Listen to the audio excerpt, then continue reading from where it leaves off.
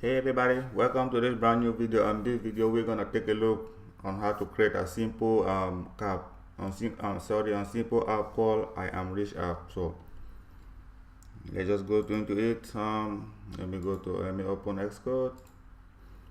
This is the app. Already create the app. I'll just explain here. Just create simple project, single view, no code data. So already create the app. This is the app, I am rich app.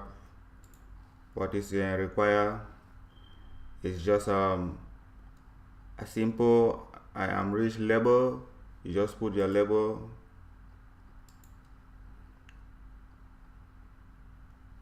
You have to put your label and plus your image. You just drag label from here. You drag label from there, and then you take image view. That is how it's just a simple app. No need any coding, just simple. So let's run our app. I am rich app.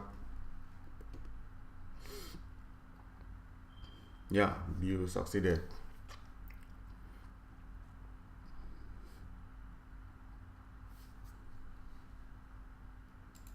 Our simulator is launching.